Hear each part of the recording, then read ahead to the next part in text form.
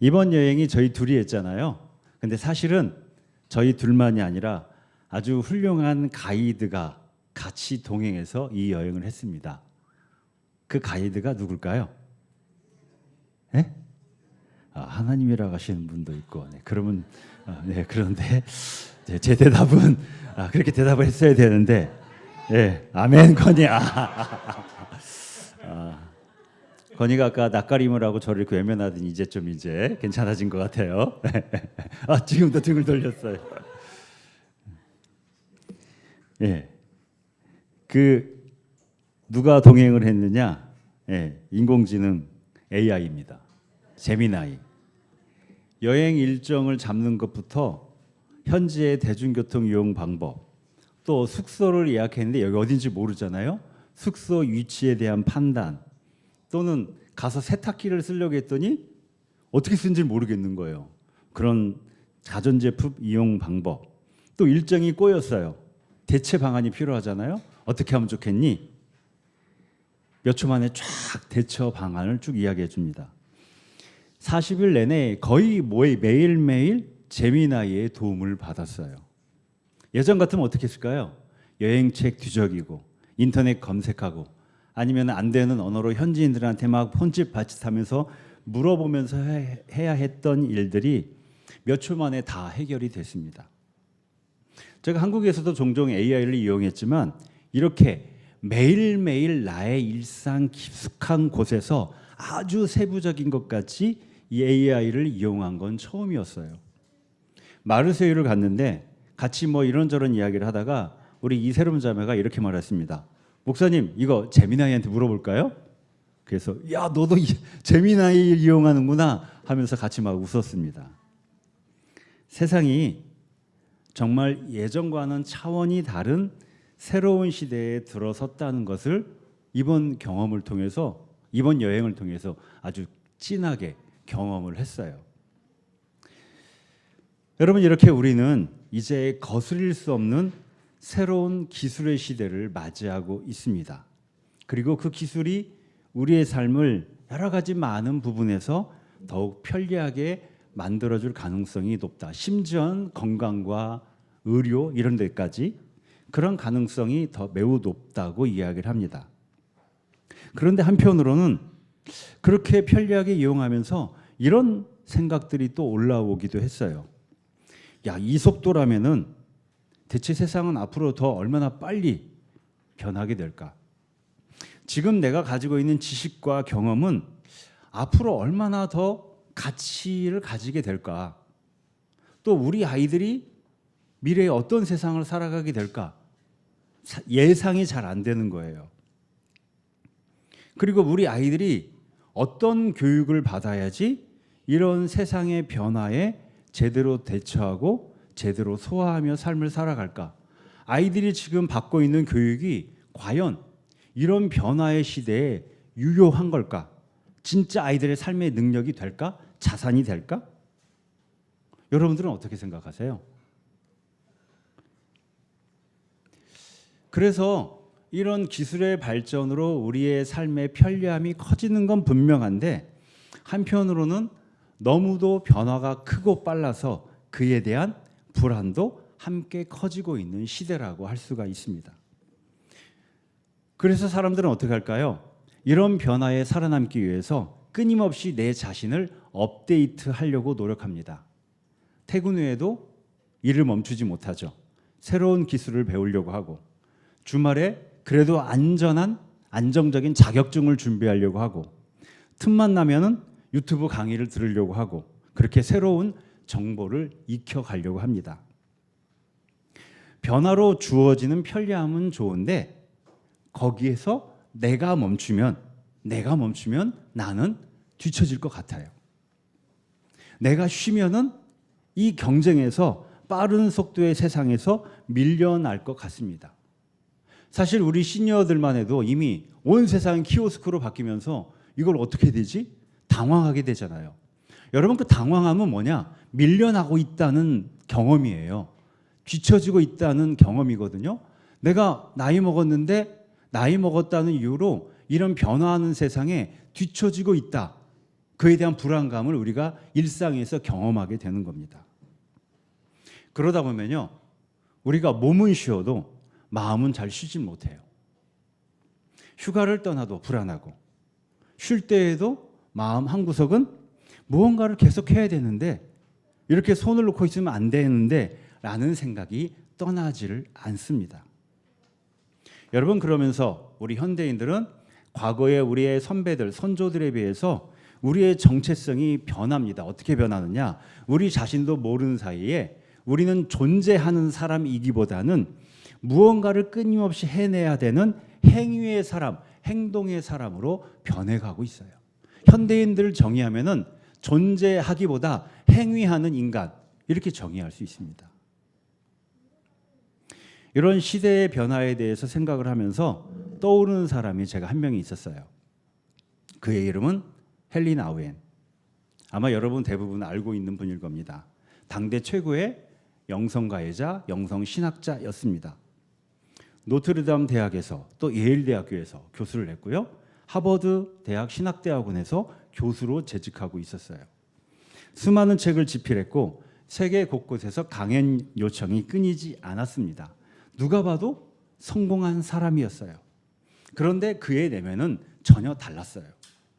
훗날 나우엔이 자신의 내면에 대해서 이렇게 회고를 합니다. 나는 사랑받기 위해 끊임없이 무언가를 증명해야 한다고 느꼈다. 더 많이 가르치고 더 많이 쓰고 더 많이 말해야 한다고 생각했다. 그러나 그럴수록 나는 내가 누구인지를 잃어버리고 있었다. 여러분, 영성가예요. 근데 정작 영성가라고 인정받는 자신은 내가 누구인지를 잃어버렸다는 거죠. 분명 성공했는데 내면이 공허해요. 분명 많이 이루었는데 내면이 평안하질 않아요. 사람들에게 그토록 많은 인정과 찬사를 받는데 정작 자신은 자기를 제대로 사랑하지 못했다는 겁니다. 그러던 나우엔에게 어느 날 한 사람이 찾아오죠. 장애인 공동체 라루시를 세운 장 바니에였습니다.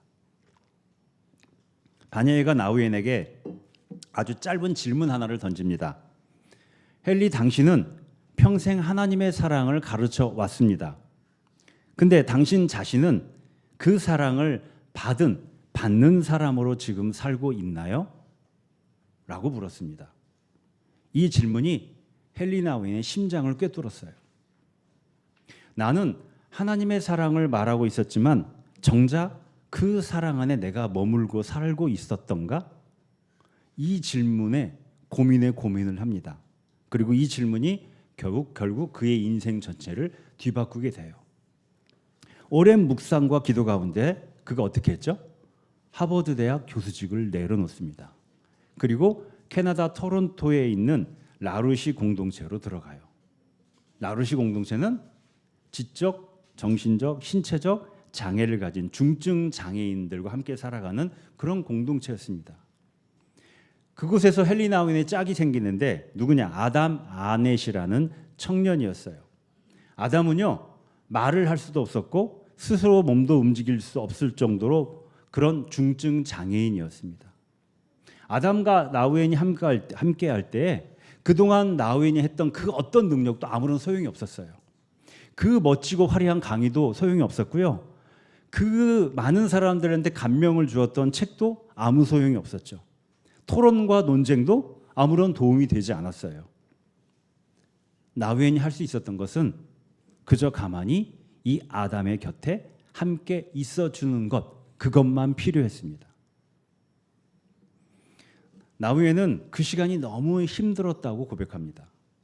평생 무언가를 생산하는 삶에 익숙했던 사람에게 아무것도 생산하지 않은 시간이 너무도 견디기 어려웠어요. 평생 성과로 자신의 가치를 증명해왔던 사람에게 아무것도 증명하지 않아도 되는 시간은 오히려 더 큰 불안을 자극했습니다. 이 과정에서 나우엔은 자신의 영혼이 얼마나 성과에 중독되어 있었는지를 깨닫게 돼요.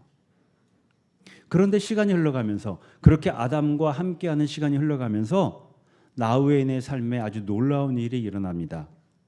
아담은 한마디의 말도 하지 않았는데 나우엔에게 아주 중요한 진리를 가르쳐 주게 돼요. 너는 무엇을 하기 때문에, 네가 무엇을 이루었기 때문에 사랑받는 것이 아니다. 너는 그저 존재 자체로 이미 사랑받고 있다. 하나님은 네가 성공해서 사랑하는 것이 아니라 하나님의 자녀이기 때문에 이미 완벽하게 사랑하신다. 나우엔이 훗날 이렇게 말했습니다. 아담은 나의 선생이었다. 아담은 나의 선생님이었다. 여러분, 세상은 모두 다 헨리 나우엔을 영적 스승이라고 불렀어요. 그런데 정작 이 나우엔은 아무 말도 하지 못하는 한 청년을 자신의 스승이라고 부릅니다. 왜 그럴까요? 아담이 그동안 헨리 나우엔에게 누구도 가르쳐주지 않았던 존재의 복음을 알려주었기 때문이에요. 존재함의 복음. 여러분, 이 이야기는요, 헨리 나우엔이라는 한 영성가의 특별한 경험에만 머물지 않아요. 우리에게도 모두 연결되는 이야기입니다. 우리 모두는 각기 다양한 모습으로 살아가고 있는데 마음속에 비슷한 불안을 품고 살아가요. 지금보다 더 잘해야 사랑받을 수 있지 않을까? 조금 더 성공해야 인정받게 되지 않을까?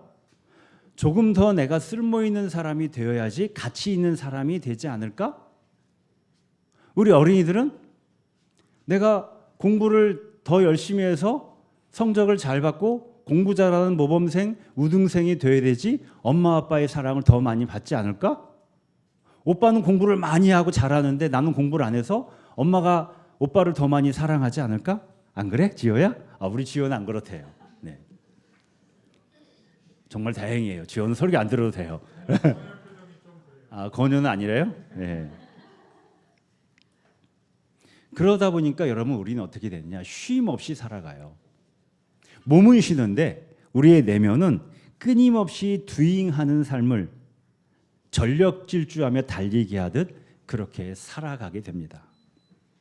여러분, 그런 우리에게 오늘 요한복음에서 만나는 예수님이 아주 색다른 질문 하나를 던지십니다.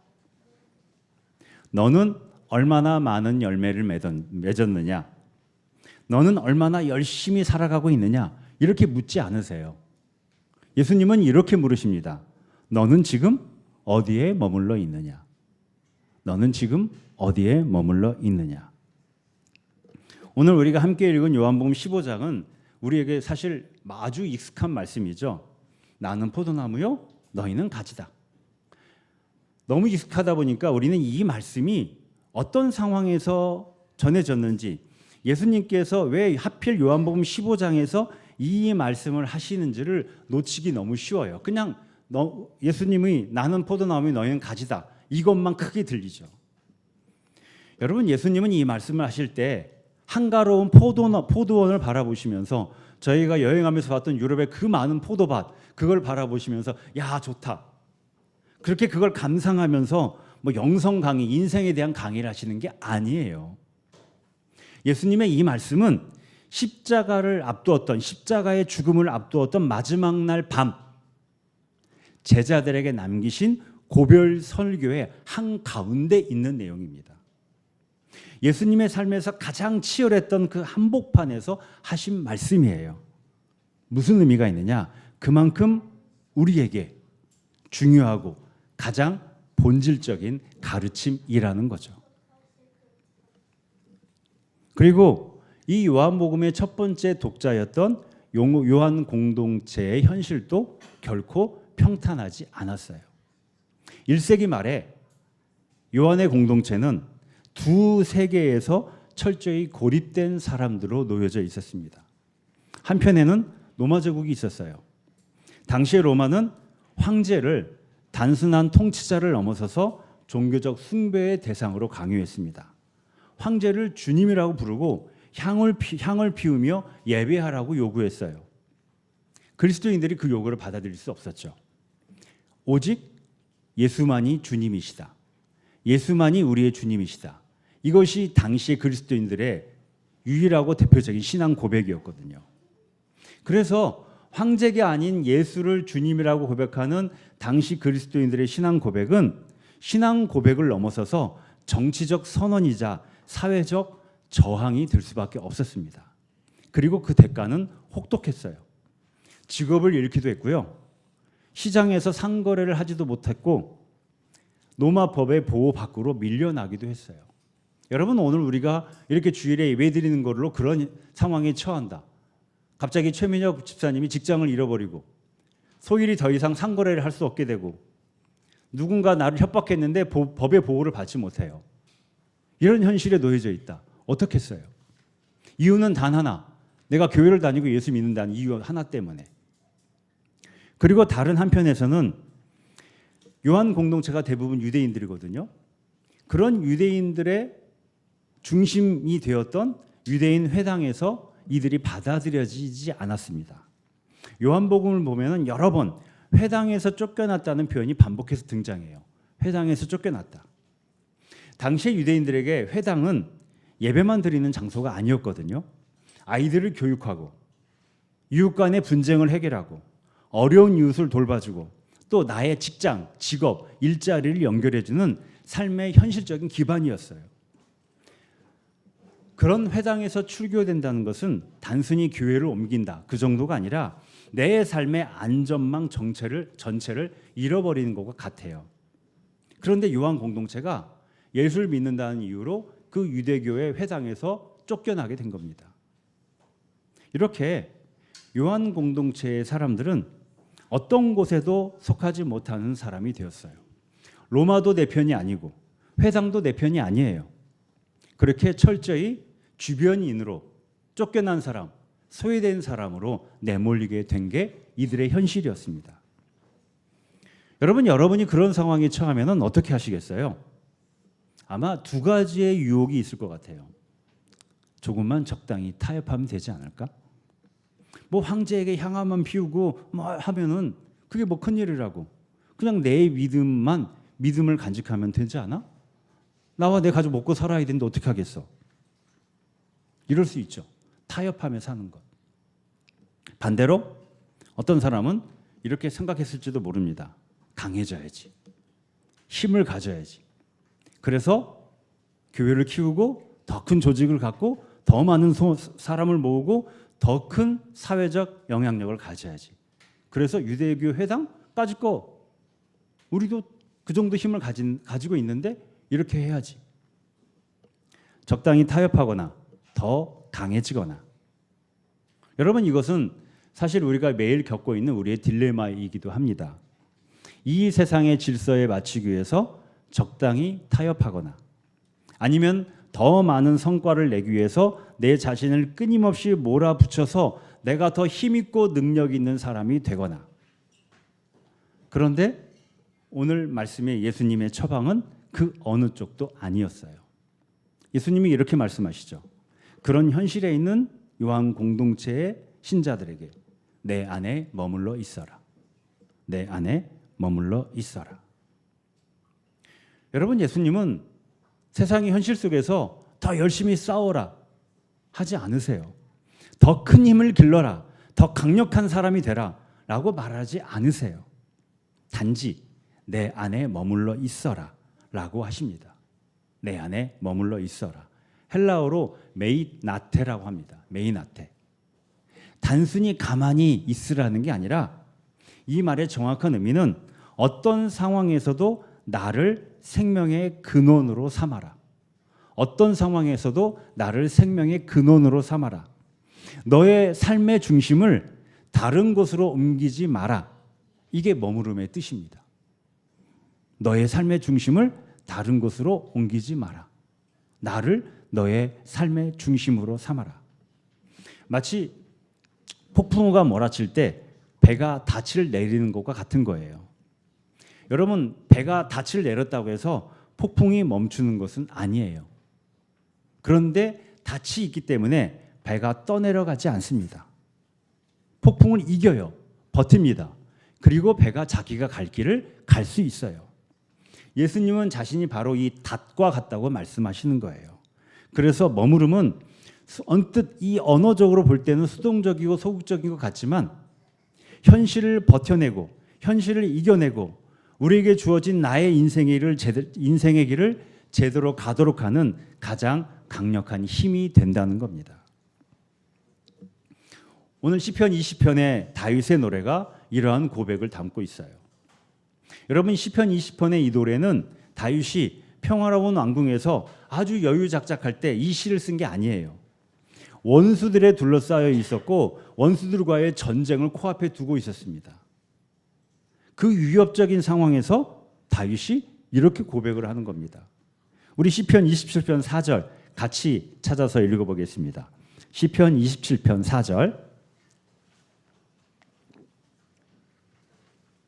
27편 4절 같이 읽겠습니다. 시작. 주님, 나에게는 단 하나의 소원이 있습니다. 나는 오직 그 하나만 구하겠습니다. 그것은 한평생 주님의 집에 살면서 주님의 자유로우신 모습을 보는 것과 주님과 의논하면서 살아가는 것입니다. 여러분, 원수들과 전쟁을 해야 되는 상황이에요. 근데 그 원수들이 힘이 세요. 막강한 군대예요. 그럼 보통 기도를 어떻게 해야 될까요? 주님, 어떻게 해서든지 이기게 해 주십시오. 이 원수들과의 전쟁에서 승리하게 해 주십시오. 하늘의 군대를 보내주셔서 저를 도와주십시오. 아니면은 주님, 이 상황을 전격적으로 주님의 능력으로 바꾸어 주십시오. 되게 이렇게 기도했을 것 같잖아요. 그런데 다윗은 그런 것과 다른 단 하나의 소원을 말하죠. 단 하나의 소원. 주님의 집에 머무는 것. 주님의 집에 머무는 것. 여러분, 전쟁을 코앞에 두고 있어요. 강력한 군대의 원수들과 적대국과 이런 현실과 주님의 집에 머무는 것, 이거하고 연결이 되세요? 이게 뭔가 연결이 되세요? 여러분, 다윗은 믿음으로 알고 있었어요. 상황의 변화가 사람을 살리는 것이 아니라 임마누엘 함께 하시는 하나님이 사람을 살린다는 것을 고백하는 겁니다. 막강한 군대에 의한 전쟁보다 더 강한 것이 하나님이 만드신 평화라는 것, 권력보다 더 강한 것이 하나님의 임재하심이라는 것, 그리고 지금 현실에 내가 처한 상황보다 더 근본적인 것은 하나님과 나의 관계라는 것을 이 위기의 상황 속에서 고백하고 있는 겁니다. 오늘 우리의 삶을 돌아보면은 우리가 해결해야 될 문제들이 참 많이 있죠. 여러분, 다 그렇잖아요. 건강, 경제, 자녀 교육, 양육, 직장, 미래 등등. 여러분, 예수님은 우리가 처한 이 문제를 결코 가볍게 여기시지 않으세요. 관심 없지 않아요. 오히려 예수님은 우리가 삶에서 살아가는 이 문제들에 대해서 아주 중요하게 여기십니다.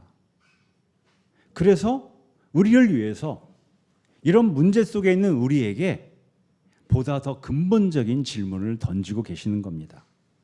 그런 문제를 안고 살아가는 너는 지금 어디에 뿌리를 내리고 있느냐? 마치 아담에게 너는 지금 어디에 있느냐라고 질문하신 것처럼 온갖 삶의 문제와 과제를 가지고 살아가는 우리에게 예수님께서 그런 현실과 상황 속에 처해 있는 너는 지금 어디에 머물고 있느냐, 어디에 뿌리를 내리고 있느냐라고 근원적인 질문을 던지시는 거예요. 포도나무에서 떨어진 가지는 아무리 멋지고 아무리 노력하고 아무리 능력이 많아도 스스로 결코 열매를 맺을 수 없어요. 여러분, 문제는 이 가지의 노력이 아니라 연결에 있습니다. 연결에 있어요. 나무에 제대로 연결되어 있는 것, 이게 핵심이에요. 그게 제일 중요합니다. 그래서 예수님은 결코 우리에게 이렇게 말씀하시지 않아요. 더 애써라, 더 증명해라, 더 강해져라. 예수님은 이렇게 말씀하십니다. 내 안에 머물러 있어라. 내 안에 머물러 있어라. 이 말씀에 대해서 사도행전 17장에서 사도 바울이 이렇게 고백을 합니다. 우리는 하나님 안에서 살고 움직이며 존재하고 있습니다. 우리는 하나님 안에서 살고 움직이며 존재하고 있습니다. 여러분 여기서 사도 바울이 우리가 하나님을 찾는 노력을, 하나님 안에서 존재하는 노력을 열심히 해야 된다고 말하지 않아요. 바울은 우리는 이미 그분 안에서 살아갑니다. 그분 안에서 이미 움직이고 있습니다. 이미 우리는 그분 안에서 존재합니다. 이렇게 고백해요. 우리가 의식하든 의식하지 못하든 우리의 삶은 이미 하나님의 생명 안에 둘러싸여 있다는 거죠. 여러분, 그래서 기도는 하나님의 은혜를 받는, 하나님의 생명을, 하나님의 능력을 내가 받아내는 시간이 아니에요.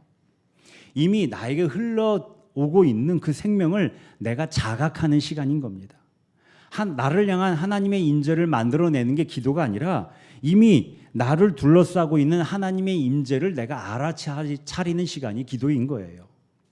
그리고 이 차이는 언뜻 무슨 언어적인 차이인 것 같이 보이지만 우리의 삶과 신앙에서 엄청난 차이를 만들어요. 내가 하나님을 붙드는 신앙은요, 쉽게 나를 지치게 만들어요. 기도를 많이 한 날은 하나님과 가까운 것 같고, 기도를 못한 날은 하나님께 버림받은 것 같아요. 말씀을 많이 읽으면 안심이 되고, 며칠 읽지 못하면 하나님이 멀어진 것처럼 느껴집니다. 여러분, 성경 속에 우리에게 알려주신 하나님은 그런 우리의 성실함 때문에 나와 가까이 계시는 분이 아니에요. 내가 넘어질 때에도, 지칠 때에도, 기도가 나오지 않을 때에도 여전히 우리를 붙들고 계시는 분입니다. 저희가 여행 중에 기도를 매일 했을까요? 안 했을까요? 못했어요. 질문하는 거 보니까 못했을 것 같잖아요. 제가 자랑하려고 매일 기도했어요, 빠짐없이. 이렇게 물어보겠어요? 여행을 하니까 못해요. 가끔 성당에 들어가서, 너무 더워서 성당에 들어가요. 유일하게 시원한 데가 성당이거든요. 성당에 들어간 김에 기도합니다. 평신 기도를 같이 기도하자 해가지고 그렇게 기도할 뿐 사실 제대로 규칙적으로 기도하지 못했어요. 동방정교회 성당에 들어가가지고 남들은 막 여행객들 사진 찍고 그러는데 저희 둘이 들어가서 동양인 둘이 와가지고 한 20분 넘게 기도하고 나가니까 그 성당 관리하시는 분이 이렇게 하더라고요. 성당에 제대로 왔다 간다는 거죠. 네. 기도 제대로 못했어요. 그럼 불안할까요? 하나님이 안 계시는 것 같아. 목사가 돼가지고 기도도 여행이라고 여행 가가지고 기도도 안 하고 이거 죄송하지만 그런 생각 전혀 안 했어요. 여행 중에 주시는 하나님의 사랑을 마음껏 누렸죠. 여러분, 우리가 기도가 나오지 않을 때가 있죠. 그때도 하나님은 여전히 우리를 붙들고 계세요. 그냥 우리의 존재 자체를 너무도 사랑하셔서 끊임없이 우리를 포도나무이신 자신에게 붙여놓고자 해요. 우리의 거짓자는 그 나무로부터 자꾸 떨어져 나가려고 해요. 그런데 하나님은 그러지 마라, 그러지 마라, 내가 끝까지 붙잡을 거야 하고 우리가 포도나무에 붙어 있도록 하세요. 그렇게 하나님은 끝까지 우리를 놓지 않고 계신다는 겁니다. 나루시 공동체에서 헨리 나우인이 바로 이것을 배웠어요. 그는 매일 아침 이 아담과 함께 그냥 조용히 앉아 있었습니다. 하나님 안에 같이 함께 조용히 앉아 있었어요. 아무 일도 일어나지 않는 것 같았죠? 책도 쓰지 않았고 강의도 하지 않았고 눈에 보이는 성과도 없었습니다. 그런데 시간이 흘러가면서 나우엔이 놀라운 사실을 깨닫게 돼요. 자신이 아무것도 하지 않는 그 시간에도, 성과를 내지 않은 그 시간에도 하나님은 자신을 사랑하고 계셨다는 것을 비로소 존재 자체로 경험하고 고백하게 됩니다. 나는 아무런 성과를 내지 못할 때에도 내가 여전히 하나님의 자녀라는 사실을 비로소 그때 배웠다라고 고백합니다. 여러분, 우리는 대개 나는 무엇을 해야 할까? 나는 무엇을 어떻게 이루어야 할까? 라고 물으며 살아갑니다. 우리 인생의 대부분의 의문이고 질문이죠. 이때 예수님은 그런 우리에게 누구 안에 머물고 있느냐? 누구 안에 머물고 있느냐? 이거를 물으십니다. 여러분, 요한복음 15장 5절을 좀 같이 읽어보겠습니다. 요한복음 15장 5절. 요한복음 15장 5절.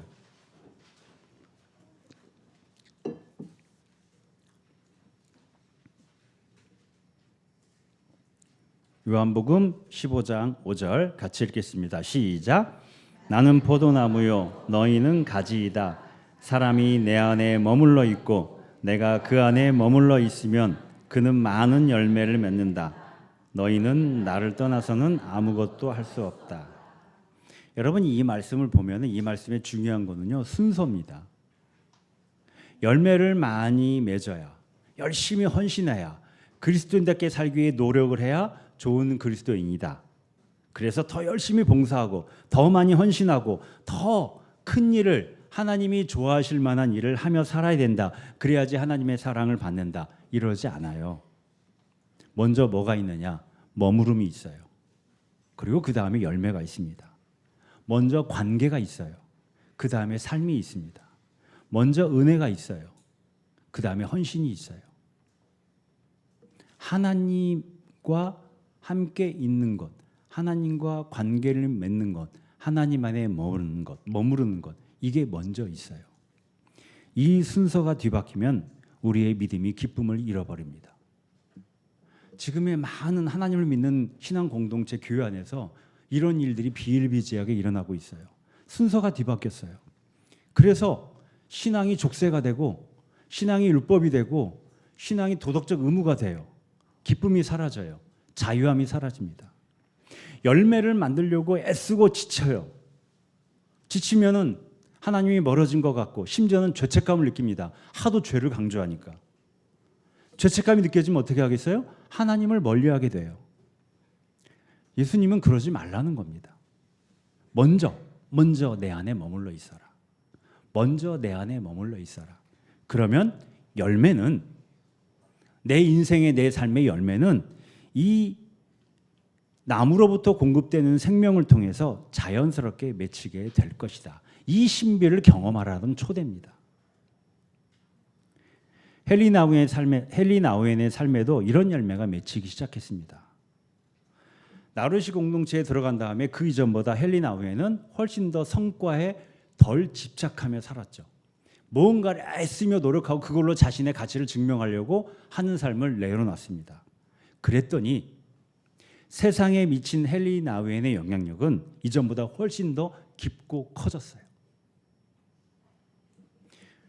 그가 더 많이 일해서가 아니라 더 깊이 머물렀기 때문입니다. 이제 헨리 나우엔은 여전히 행동을 하는데 어떻게 행동하느냐? 이전과는 다르게 행동하는 사람이 되었기 때문이에요. 이전과는 다르게 행동하는 사람.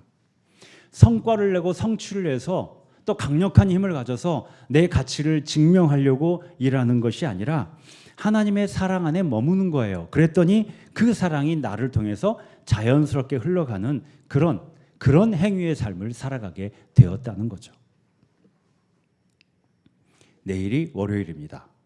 우리 어린이 여러분, 내일이 월요일이에요. 그럼 뭐가 되죠? 예, 학교를 가야 돼요. 이든이 이음이는 안 갑니다. 왜? 방학을 했어요. 프랑스는 여름방학이 무척 길더라고요. 예. 이음이 학교 종강할 때 종강 파티 하나를 갔어요. 그래서 이음이 친한 친구도 만나보고 막 그랬거든요. 이든이하고 게임도 해가지고 제가 지고 그런 시간을 가졌어요. 이미 방학을 했어요. 근데 내일 월요일 되면은 우리 어린이들은 학교를 가야 되고 또 학원도 가야 돼요. 또 어른들도 아침에 일어나 출근을 하고 또 아이들을 깨우고 회사 가서 회의하고 장도 보고 집안일도 해야 됩니다. 그 가운데 우리가 그렇게 일상을 살아가는 가운데 AI는 계속 발전할 거고 세상은 더욱더 빠르게 변화갈 겁니다. 그러다 보면은 어떤 직업을 가진 사람들은 AI 때문에 직업을 잃어버리는 일도 생기게 돼요. 그렇게 그 가운데서 여전히 우리는 현실을 분주하고 바쁘게 살아가게 될 겁니다. 그런 상황 속에 놓여져 있는 우리에게 오늘 예수님이 가장 본질적인 초대를 하고 계십니다. 내 안에 머물러 있어라. 내 안에 머물러 있어라. 이 머무름이 변화하는 세상 속에서 우리로 하여금 건강하고 참된 삶을 살아가게 하는 하나님의 능력이라고 말씀하고 계시는 겁니다.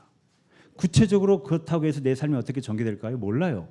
그러나 분명한 것은 내가 어떤 일을 하든 어떤 현실이 펼쳐지든 그 속에서 나무이신 하나님이 가지고 계신 생명력이 내 안에 있다는 거예요. 그 생명력이 내 삶의 능력으로 작동한다는 것은 변함없는 분명한 진리라는 겁니다. 여러분, 앞으로 우리 소율교회가 어떻게 변화되어 갈까요? 예전에 그 다음 세대 예배 때 우리 어린이들에게 김창호 목사님 질문했더니 우리 어린이들이 다양한 질문을 대답을 했죠. 앞으로 우리 소율교회 지금보다 훨씬 더 많은 사람들이 모인다. 뭐 그러면 좋겠죠? 네. 뭐 꼭 좋지만은 않을 수도 있어요. 많으면 그만큼 문제도 많을 수 있으니까. 지금보다 더 크고 좋은 공간으로 간다? 아예 소율의 건물이 단독으로 생겨서 우리 교회가 소유한 건물이 생기고 막 바깥에 간판 일따만에 걸고 뭐 그러면 그것도 좋겠죠. 네. 우리 소율교회가 어떻게 알려져 가지고 유명한 교회가 돼요. 막 사람들이 매주마다 탐방 오고 막 그러다가 교회에 정착하겠다고 하는 사람이 생기고 막 여기저기서 인터뷰를 요청하고 뭐 그래도 그것도 좋을 수도 있겠죠. 우리 소율이 앞으로 구체적인 미래가 어떻게 어떤 모양으로 전개되든지 여러분 다윗의 고백처럼 우리에게 진정으로 필요한 단 한 가지가 있습니다. 우리에게 진정으로 필요한 단 한 가지. 참 포도나무이신 그리스도 안에 깊이 머무는 공동체가 되는 거예요. 참 포도나무이신 그리스도 안에 깊이 머무는 공동체. 그러면 돼요. 그거면 됩니다. 그거면 돼요. 여러분, 내일 여러분 모두 맞이하는 한 주간 무엇보다 먼저 주님의 사랑 안에 머물 수 있게 되기를 간절히 바랍니다. 여러분의 아침 식탁이 출근길 지하철 안이 커피 한 잔을 마시는 시간이 아이의 손을 잡고 등교 하교하는 시간이 하루를 마무리하며 숨을 고르는 저녁이 그 모든 시간이 포도나무이신 예수님 안에 머무는 순간이 되기를 바랍니다.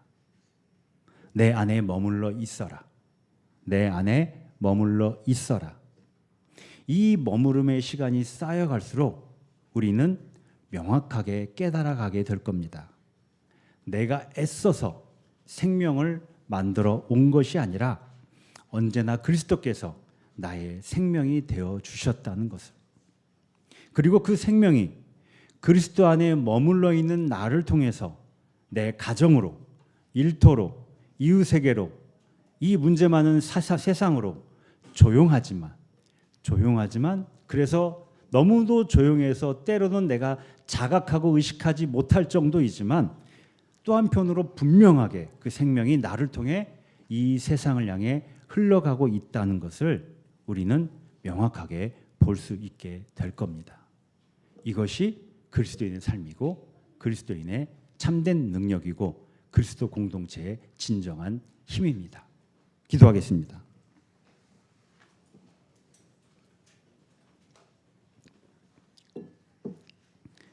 생명의 주님, 우리는 참 포도나무이신 주님의 가지임을 고백합니다. 그렇게 오늘 말씀처럼 주님 안에 머무름이 우리 삶의 가장 본질적인 행위임을 또한 고백합니다. 무엇보다 먼저 주님 안에 머무는 우리가 되게 하옵소서. 쉽지 않은 인생살이 속에서 주님 안에 머무는 영적 시간이 우리의 삶을 진정으로 가능케 하는 하나님의 능력임을 믿게 하소서. 그 머무름으로 오늘을 살아가는 우리가 되게 하옵소서. 생명의 나무이신 예수님의 이름으로 기도합니다. 아멘.